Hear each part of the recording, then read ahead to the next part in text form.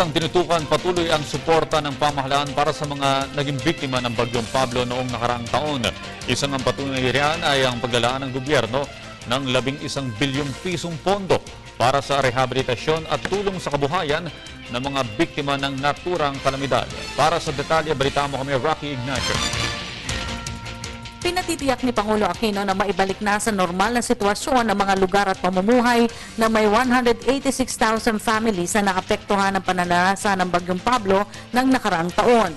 Bago kasi ang courtesy call ng Pangulo sa Eskwelahang Pilipino Rondalia sa Malacanang, dumalo ang Pangulo sa pulong para sa sinabi nitong detalyadong plano para sa implementasyon ng naturang rehabilitasyon sa epekto ng bagyo. Ayon sa kanya, aabot sa 11 bilyong piso ang inila ng pamahalaan para sa rehabilitasyon at livelihood assistance sa mga naapektuhan.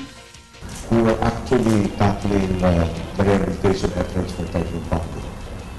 Very extensive, about 186,000 families were affected.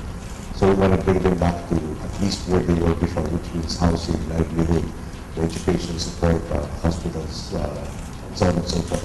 It's a very detailed plan. It's costs about between 11 to 12 billion pesos.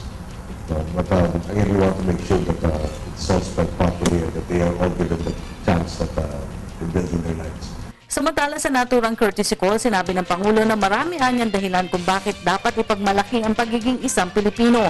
Malugod na tinanggap ng Pangulo ang Boston-based group bilang bahagi ng kanilang tour sa Pilipinas. It's really great to have you here. It's really great for you to experience the culture that you came from. I think you will see a lot of things that you'll be proud of being a Filipino. So again, let me thank you. Isang non-profit organization ang Eskwelahang Pilipino Rondalia na binuo ng mga voluntaryo sa Greater Boston area taong 1976. Layunin nitong bigyan oportunidad na maituro ang kasaysayan at pamana bilang isang Pilipino sa kabila ng paninirahan sa Amerika.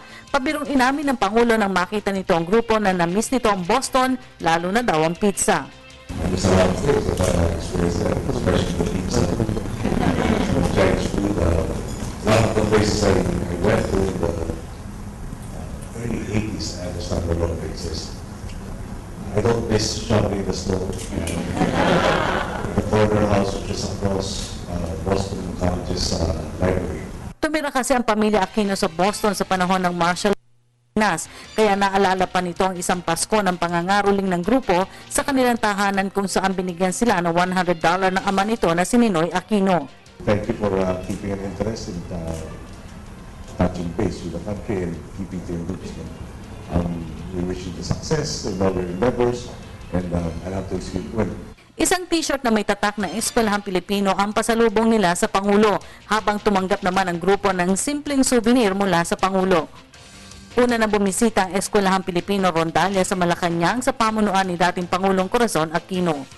Para sa Telebisyon ng Bayan, Rocky Ignacio.